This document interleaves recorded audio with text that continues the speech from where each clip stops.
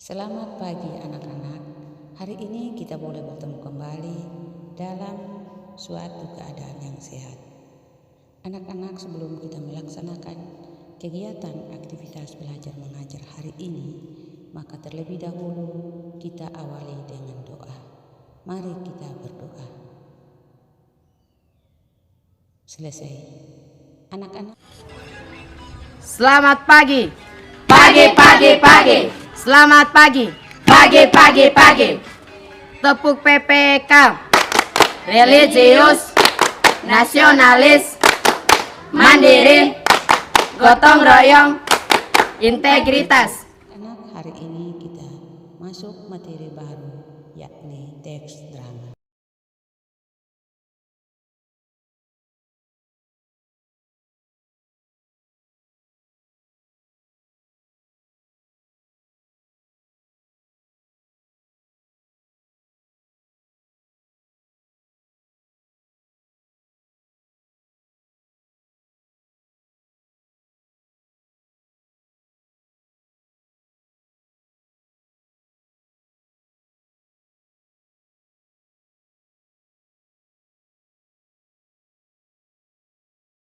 Dengan kompetensi dasar 3.15, mengidentifikasi unsur-unsur drama tradisional dan modern yang disajikan dalam bentuk pentas atau naskah. Dengan tujuan pembelajaran, setelah mengikuti proses pembelajaran, peserta didik diharapkan dapat 1. Merumuskan pengertian atau karakteristik drama tradisional dan modern dengan tepat. 2. Mengidentifikasi unsur-unsur drama tradisional dan modern dengan tepat. Anak-anak, selanjutnya mari kita memperhatikan materi berikut ini. A. Pengertian dan karakteristik drama. 1. Pengertian drama. Kata drama berasal dari bahasa Yunani, yaitu dromai, yang mempunyai makna berbuat, bertindak, dan bergerak, melakukan aksi sesuai naskah. Jadi pengertian drama adalah kisah kehidupan manusia yang diceritakan di atas pentas dengan media percakapan, dialog, gerak-gerik, dan tingkah laku. Berikut cerita berbentuk dialog yang biasanya dipentaskan di atas panggung. 2. Karakteristik drama. Karya seni drama memiliki banyak sekali perbedaan jika dibandingkan dengan karya seni yang lain. Adapun ciri-ciri drama adalah sebagai berikut. A. Kisah cerita drama bisa disampaikan secara monolog ataupun dalam bentuk dialog. B. Kisah cerita drama harus dimainkan oleh beberapa tokoh. C. Dalam sebuah drama wajib mengandung konflik sebagai pengantar kepada inti dari cerita drama. D. Pementasan drama dilakukan di panggung yang dilengkapi dengan perlengkapan maupun peralatan penunjang drama agar suasana lebih nyata. E. Pertunjukan drama selalu disajikan di hadapan penonton. 3. Drama tradisional. Drama tradisional adalah jenis drama yang tidak menggunakan naskah drama, dan drama ini bersumber dari tradisi suatu masyarakat yang sifatnya improvisatoris dan spontan. Drama tradisional terdiri dari A. Sandiwara. Pertunjukan teater pada zaman penduduk Jepang disebut sandiwara. Kata sandiwara berasal dari bahasa Jawa, terbentuk dari dua kata, yaitu sandi berarti samar-samar, rahasia, dan wara berarti pengajaran atau anjuran. Jadi sandiwara menurut Ki Hajar Dewantara adalah ajaran, nasihat, atau anjuran melalui perlambangan. Istilah ini mula-mula dipergunakan oleh PKG Mangkunegara II sebagai pengganti tonel. B. Lakon. Istilah ini memiliki beberapa kemungkinan arti, yaitu 1. Cerita yang dimainkan drama wayang atau 2. Karangan yang berupa cerita sandiwara. 3. Perbuatan, kejadian, peristiwa. C. Tonil. Istilah tonil atau tonel, sebagaimana telah disebutkan, tidak lain adalah sandiwara atau pertunjukan atau teater di zaman pendukung Belanda ketika muncul sebuah rombongan sandiwara bernama Dardanella. D.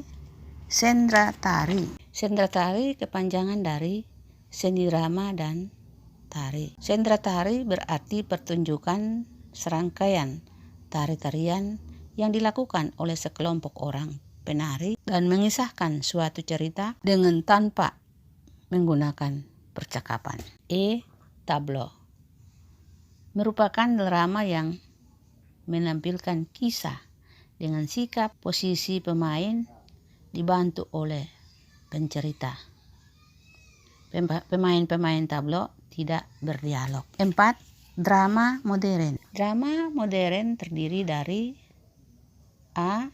Tragedi, drama yang penuh dengan kesedihan. B. Komedi, drama penggeli hati yang penuh dengan kelucuan. C. Tragedi komedi, perpaduan antara drama tragedi komedi. D. Opera, drama yang dialognya dinyanyikan diiringi musik. Anak-anak, sekarang kita masuk pada bagian B, yakni unsur-unsur drama. 1. Tema. Tema adalah ide pokok atau sebuah gagasan utama dalam cerita. 2. Alur.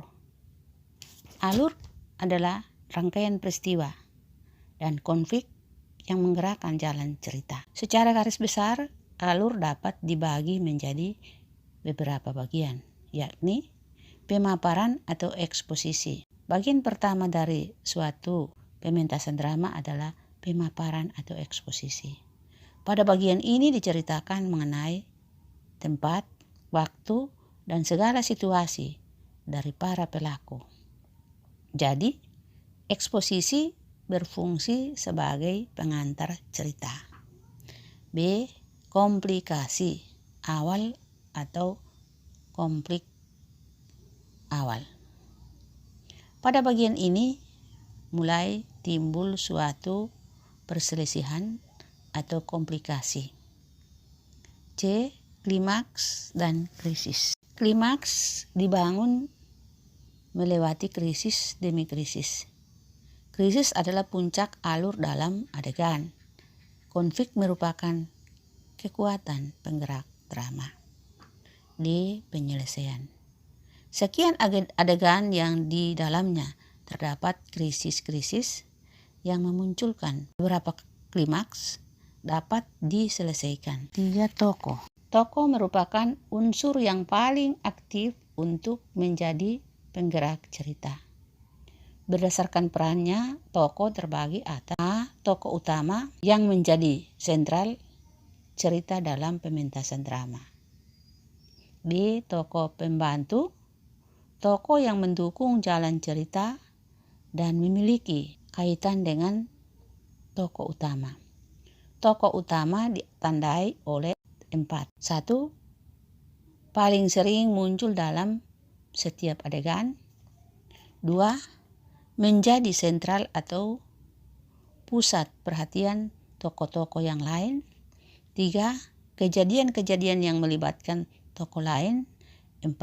Dialog-dialog yang dilibatkan tokoh-tokoh lain selalu berkaitan dengan tokoh utama. C. Tokoh statis. Tokoh yang tidak mengalami perubahan karakter dari awal hingga akhir dalam suatu drama. Misalnya, seorang tokoh yang berkarakter jahat dari awal drama akan tetap bersifat di akhir drama. Misalnya, seorang tokoh yang berkarakter jahat dari awal drama akan tetap bersifat jahat di akhir drama. D. Tokoh serba bisa. Tokoh yang berperan sebagai tokoh lain. Misalnya, tokoh yang berperan sebagai tokoh raja, tetapi ia juga berperan sebagai seorang pengemis untuk mengetahui kehidupan rakyatnya. 4. Watak.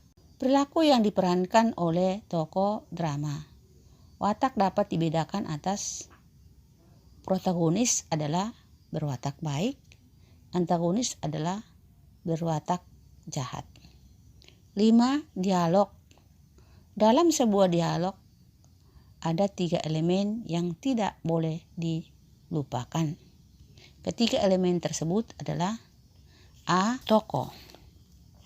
Pelaku yang mempunyai peran yang lebih dibandingkan pelaku lain. A.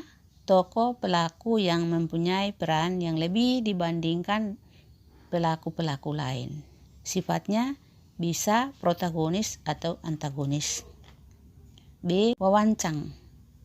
Dialog atau percakapan yang harus diucapkan oleh tokoh cerita. C. Karamagung. Petunjuk perilaku, tindakan atau perbuatan yang harus dilakukan oleh tokoh. Dalam naskah drama, Karamagung dilukiskan dalam tanda kurung, biasanya dicetak miring. 6.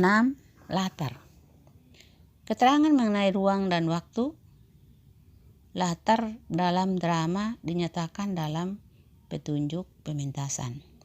Dalam pementasannya, latar dapat dinyatakan dalam tata panggung ataupun tata cahaya.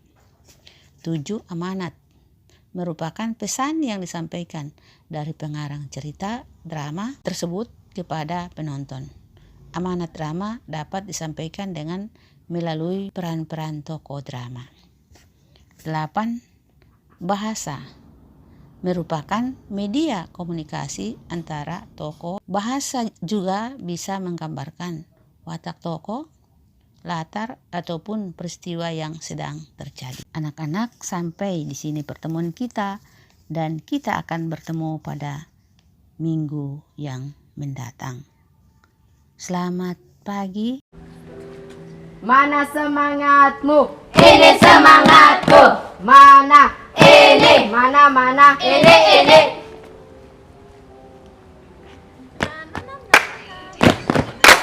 We are Spendubes. We are Spendubes. Kami dari SMP 12. Panas dingin tak jadi masalah. We are Spendubes. Anti mati gaya, boom. Who highest Spendubes?